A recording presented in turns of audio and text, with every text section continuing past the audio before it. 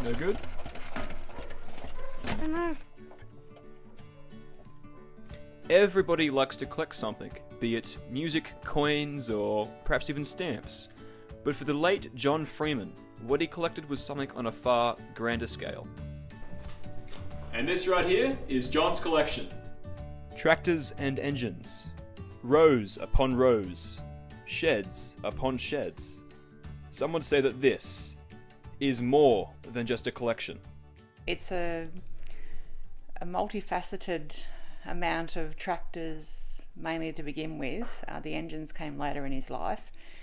But it gives you a bit of insight into the almost eccentricity of the man, who was a really lovable character.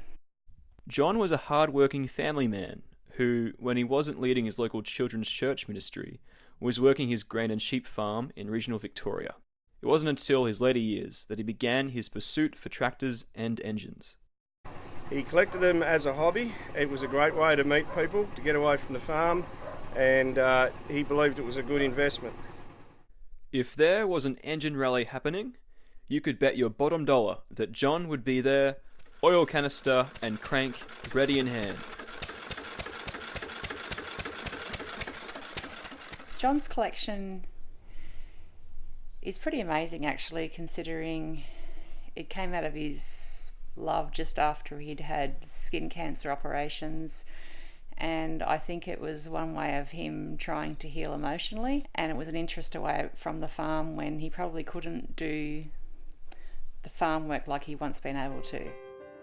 After years of dealing with ill health, John passed away on the 9th of October 2015 at the age of 90.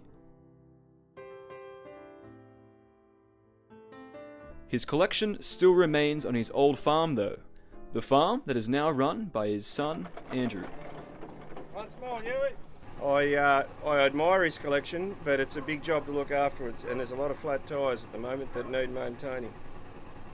I've thought of selling a few. I sold a few a couple of years ago to make some space for some better ones. That was our plan.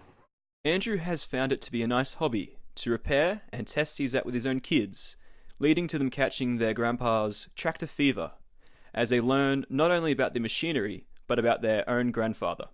This one, Grandpa was driving it and the clutch come back and knocked his front teeth out.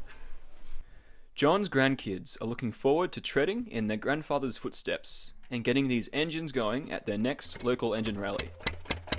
With the help of their dad, of course.